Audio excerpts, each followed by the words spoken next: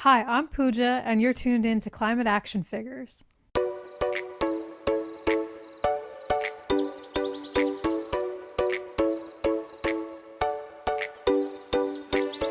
Hello and welcome to this week's edition of Climate Action Figures. My name, as always, is John Whidden, and this week on the show you get to meet Pooja.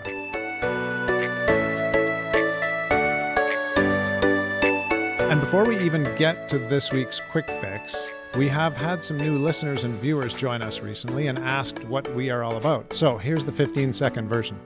Climate Action Figures is a place for young people to share little and big things they are doing to mitigate climate change. And at its heart, it's really a place where young and old can find hope in each other's small and large actions. If you're new, welcome. Each week we feature a shareable action from an audience member that we call a Quick Fix. And this week's Quick Fix is a beauty from Roger in Calgary. Roger says, voting once every 4 years is not enough. We also vote every time we spend or invest $1. When we give money to a company, we are saying to them, keep up the good work. Whatever they did to make that product and bring it to you, your money says you approve of that. So we can be careful about who we give our money to. We can also write to that company that's not quite up to snuff and say, I like your product because of X or Y, but you need to get carbon out of your supply chains, or you need to do more to respect human rights, or you need to do more to protect biodiversity. Thanks so much for that, Roger, and welcome, Pooja. Thank you so much. What do you think about that Quick Fix? I totally agree with our friend in Calgary, and also think it's about who we accept money from as well. So we're going to be receiving all sorts of donations to lead our projects and lead our work, and we get to choose who we accept it from and under what conditions. So there's also that way that we can hold companies, nonprofits, and others accountable. Very important points. Last week on the program, I mentioned that we don't accept any donations at Climate Action Figures because we want to stay completely disconnected from sponsorship and donations. So we only accept free swag that we give away from time to time. Now, Pooja, you are founder and executive director of Youth Climate Collaborative, which creates pathways for youth in climate leadership. We're looking at your landing page right now, so nice job on that. Tell us more about that organization.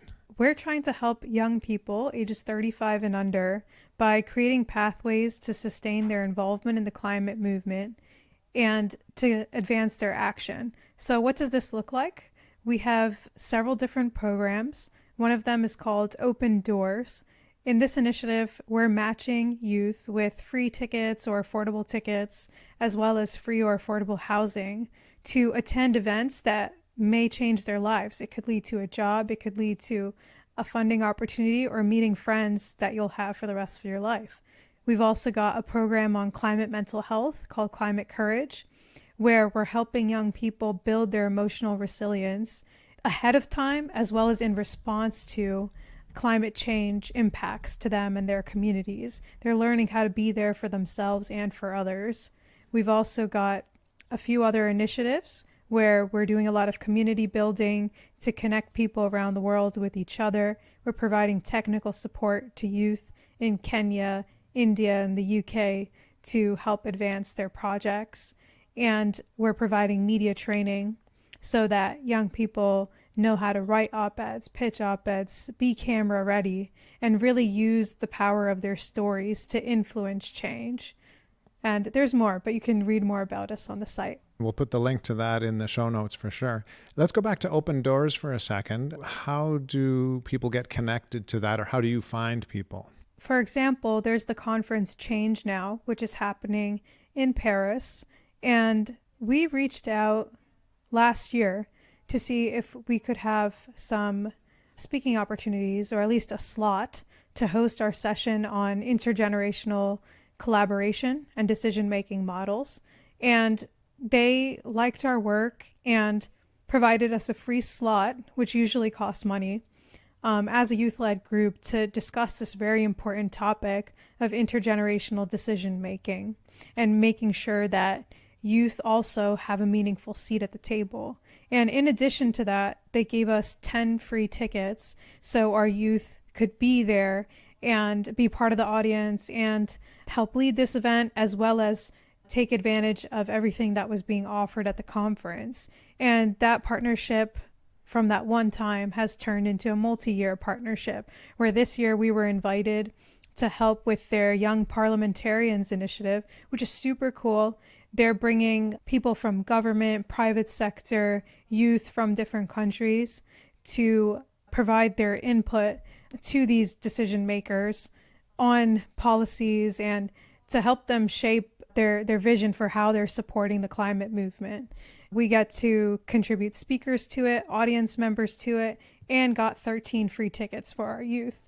And that's just one example. We've also worked with other organizations who have last minute cancellations of people that can't come to like New York Climate Week or COP, which is the UNFCCC's big conference.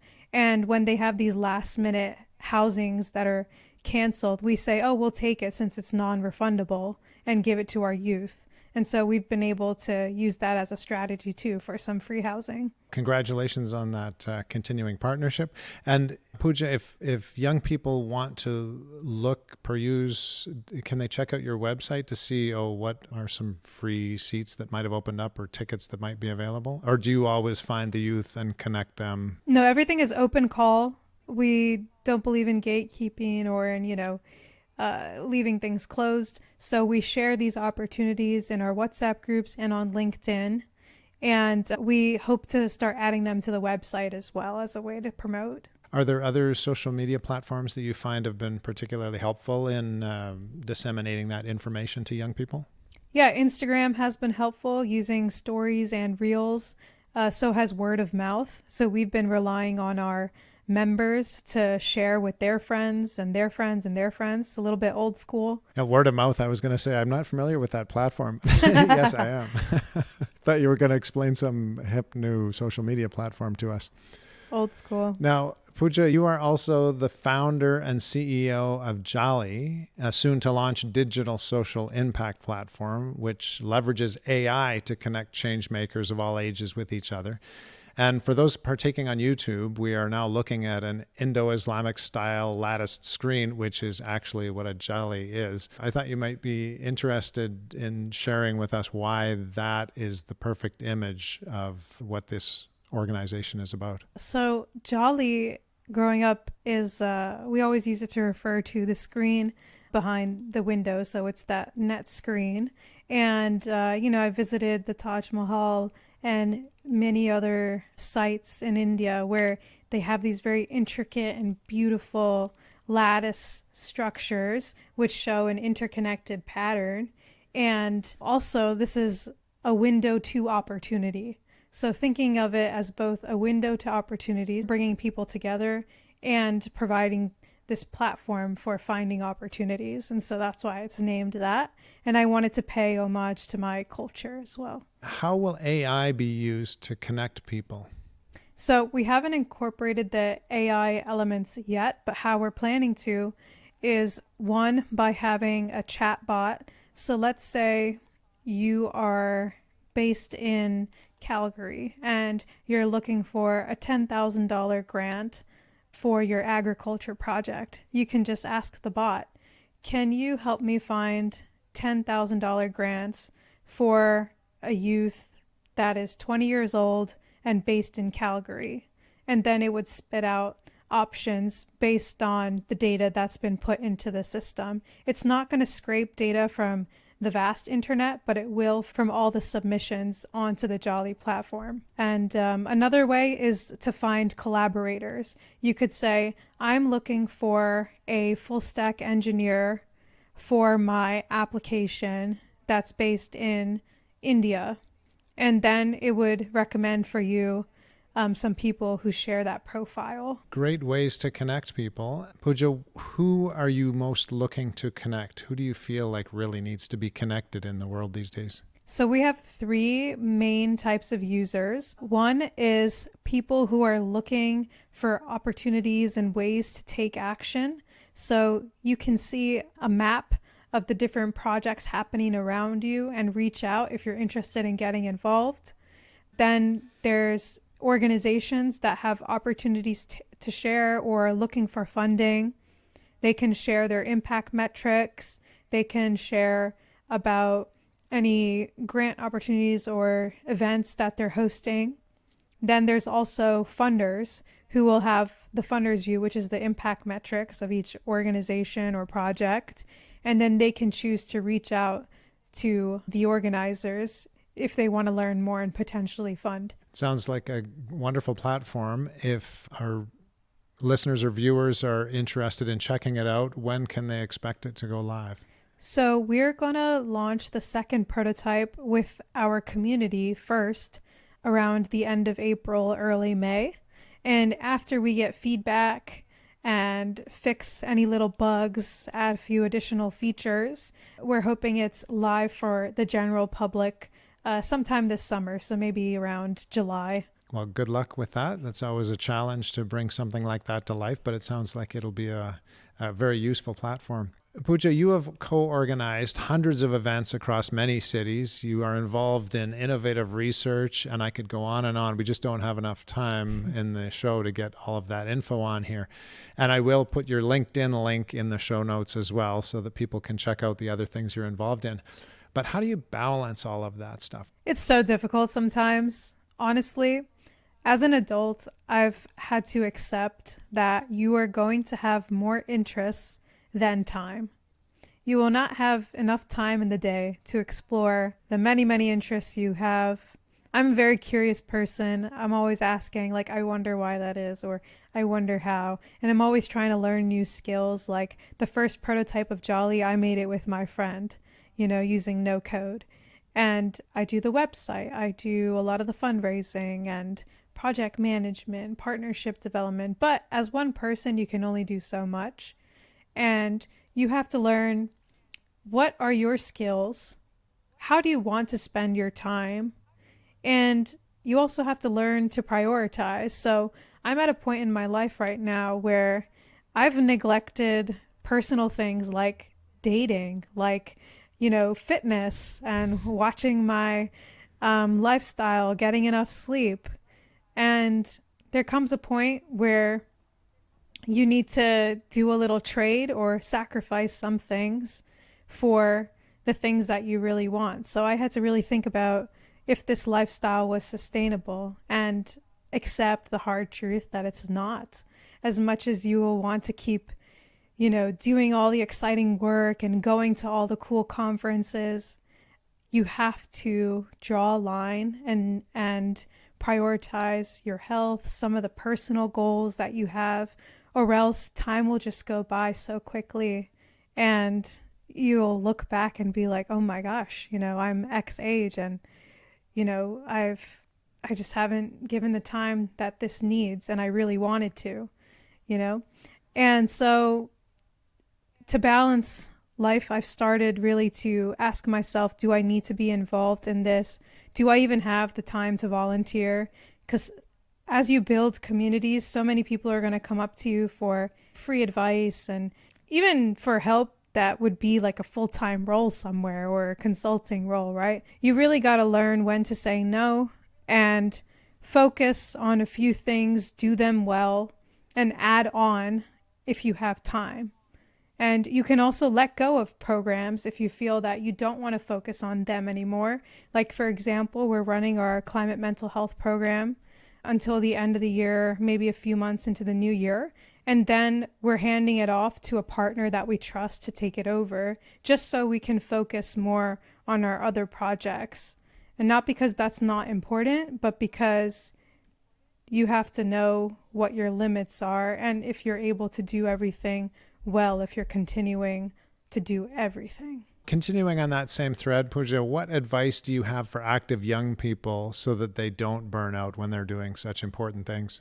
Burnout is tough, right? I have burnt out before. Like, I started a new organization in 2023 while running YCC, while trying to do the second prototype of Jaali, but then ended up just pausing Jaali and focusing on the other two because it was impossible to do the three. I really burnt out at the end of the year and had to take like a month or two to just like do nothing because of all the work that I had to do, and many sleepless nights, especially at the end of 2023. From that, like, you might start to like hate your life. And that's the last thing you want to do, is hate the work that you really enjoyed doing initially when you had less to do, because it becomes more of like crossing things off a to-do list because you need to get it done, rather than you're doing it because you enjoy it and it's feeling good and you're feeling healthy at the same time.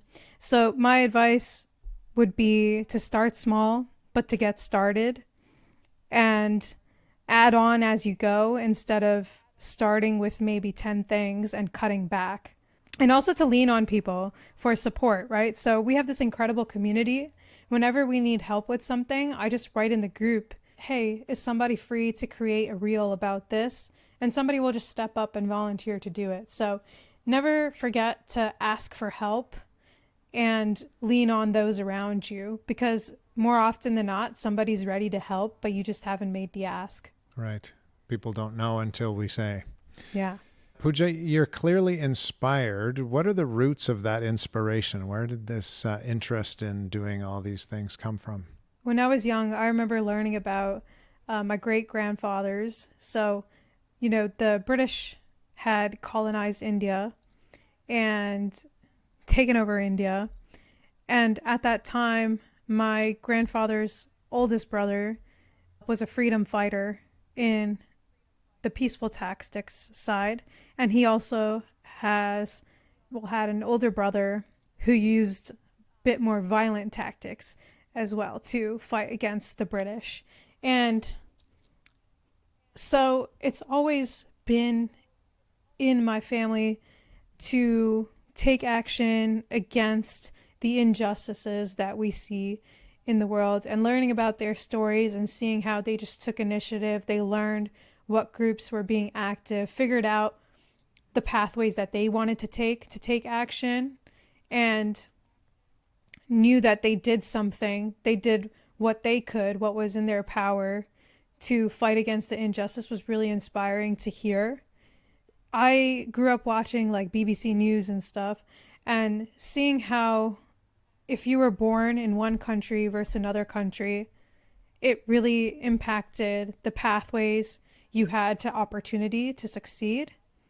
And I really don't like that injustice. And so I'm like, what can I do as somebody with privilege, having been born in India, but then grew up in the suburbs of Philadelphia?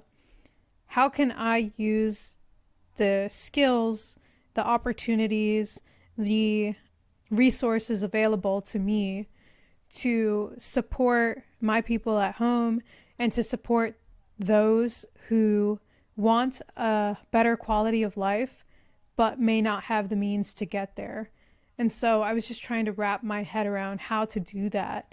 And I didn't know what I wanted to do until the very end of college, after having attended this climate summit in San Francisco and seeing the grassroots movement on the streets protesting against government indecision and big oil, and then being inside and learning about the collaborative initiatives that people were taking to address climate change, and really seeing how I could play a role in that.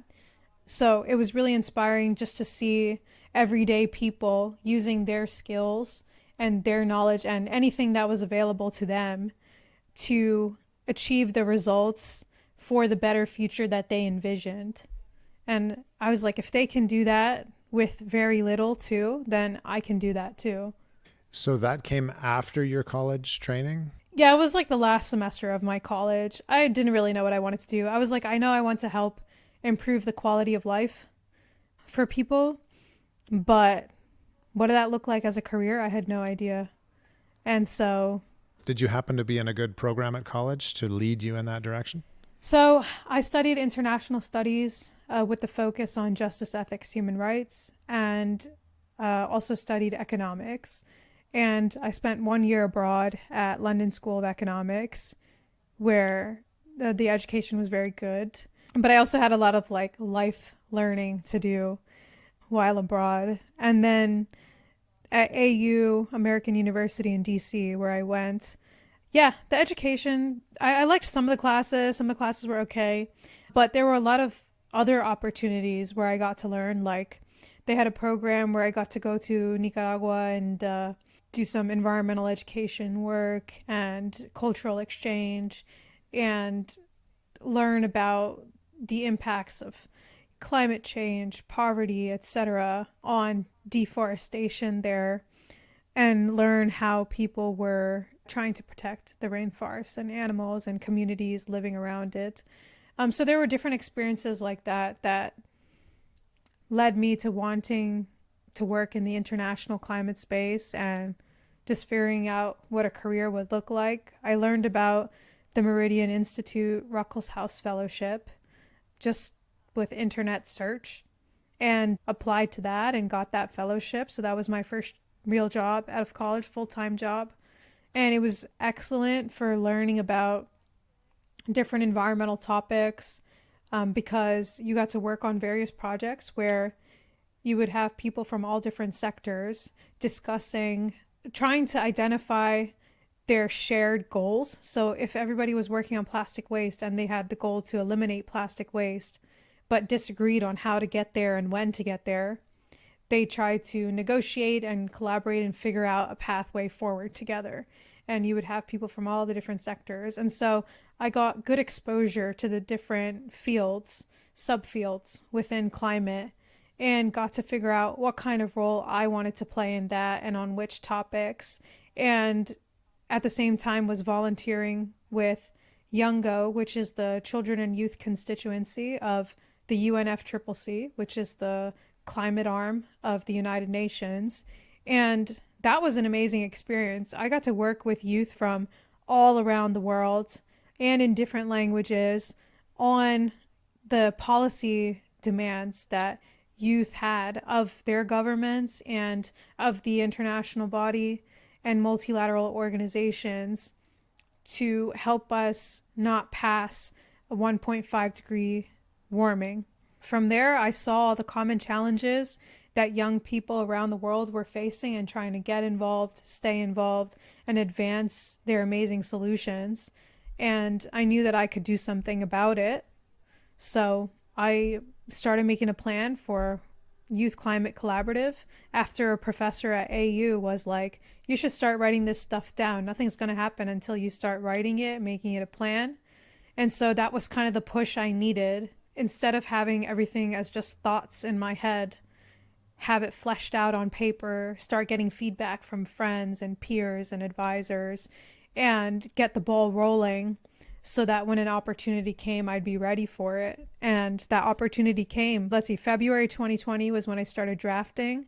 And I think it was August that there was an opportunity to apply for $60,000 to educate, empower, and activate youth in the climate space. And I ended up winning it. So that was the Kickstarter for Youth Climate Collaborative and really the encouragement I needed to say, yeah, your ideas are solid. We support you. Go run with it. Wow, congratulations. $60,000 is a pretty good kickstart. Yeah, it was good. Now, you mentioned Youngo, and earlier this season we talked with another amazing young person, Harshita, and I'll bet that's the connection between you two, isn't it? That's correct. Yeah, we met through Youngo. She was leading the health working group, and we do some work on mental health. And so we had connected via that nexus. Now, we should ask you before we run out of time what the climate action that you've chosen for us today is. It's really important to unplug appliances and devices when you're not using them. It's a simple thing. We can all do it. Some countries even have switches that you can turn off when you're not using it. So you don't even have to unplug, you just turn off the switch. So wherever you are, turn off the switch or unplug the device, appliance, etc. Very important climate action. We have one of those little devices that measures the electricity that's used, and we've plugged in almost everything in our house into that to see if it bleeds any electricity when it's not in use. And some things are nothing, and other things, we have a little electric heating pad for, if you're injured or something, and it uses as much as a light bulb when it's off, just plugged in. So I'm with you on that climate action for sure. Last question for you today. What gives you hope? I think all my peers give me hope. Young people around the world are doing incredible things, and it's amazing to see. They're making solar-powered devices to improve water quality. They're creating sanitary pads. They're creating or making chocolate bars, but ethically sourced. Just a number of cool innovations and technologies. They're also organizing, indigenous leaders, making sure they're prepared for this climate conference that's coming up in Belen in their backyard, ensuring that they know what it is, they know how to present their demands, and really speak up for themselves. It's just really inspiring to see everybody sacrificing a lot of their own time and even their personal lives to make this stuff happen. And I'm not saying everybody should do that. It's not the most healthy thing to do, but it's inspiring to see that this is so important to a lot of us that, we're even willing to sacrifice these things for the greater good. Well, we've heard just a few of the many, many things you're doing, Pooja. And so when you were talking about prioritizing and having to let go of some things, we're glad that you didn't let go of this interview. So thanks so much for taking time to join us here today. Yeah, thank you for having me. This was fun. And thank you, dear listener/viewer. We will be back again, same time, same place next week to hear from another climate action figure. Until then, go figures.